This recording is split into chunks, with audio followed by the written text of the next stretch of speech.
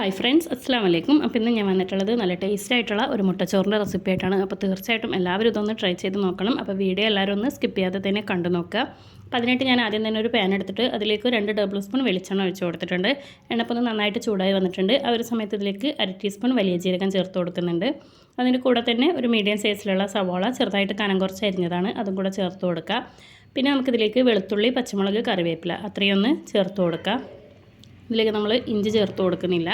പിന്നെ ഇനി ആ ഒരു ഉള്ളിയൊക്കെ ഒന്ന് വാടി വരാൻ ആവശ്യത്തിനുള്ള ഉപ്പും കൂടെ ചേർത്ത് നന്നായിട്ടൊന്ന് വഴറ്റിയെടുക്കുക.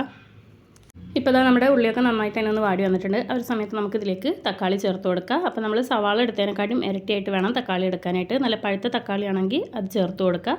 നന്നായിട്ട് തന്നെ ഒന്ന് വഴറ്റിയെടുക്കുക.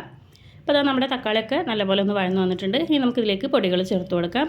1/2 ടീസ്പൂൺ കുരുമുളക് പൊടി, 1/2 ടീസ്പൂൺ ഗരം മസാല, 1/2 ടീസ്പൂൺ മഞ്ഞൾപ്പൊടി, 1 ടേബിൾ സ്പൂൺ മല്ലിപ്പൊടി, പിന്നെ എരിവിന് ആവശ്യത്തിനുള്ള മുളക് പൊടി. അത് നിങ്ങൾക്ക് എത്രയാണോ വേണ്ടത് അതിനനുസരിച്ച് ചേർത്ത് കൊടുത്ത് നന്നായിട്ട് തന്നെ ഒന്ന് മിക്സ് ചെയ്ത് ആ ഒരു പൊടികളുടെ ഒരു പച്ചമണം മാറുന്ന വരെ വഴറ്റിയെടുക്കുന്നുണ്ട്.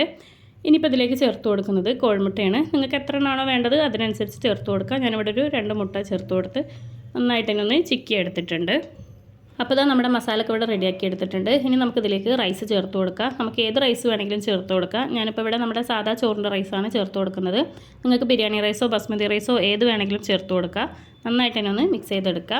അപ്പോൾ നമ്മുടെ റൈസ് ഇവിടെ റെഡി ആയിട്ടുണ്ട്. ഇനി അവസാനമായിട്ട് നമുക്ക് കുറച്ച് മല്ലിയിലയും കൂടി ചേർത്ത് കൊടുക്കണം. അപ്പോൾ നമ്മുടെ ടേസ്റ്റി ആയിട്ടുള്ള മുട്ട റൈസ് ഇവിടെ റെഡി ആയിട്ടുണ്ട്. അടിപൊളി ടേസ്റ്റാണ്. അപ്പോൾ നിങ്ങൾ എന്തായാലും ഇതൊന്ന് ട്രൈ ചെയ്ത് നോക്കണം. വീഡിയോ ഇഷ്ടപ്പെട്ടാൽ ലൈക്ക് ചെയ്യാനും ഷെയർ ചെയ്യാനും മറക്കരുത്.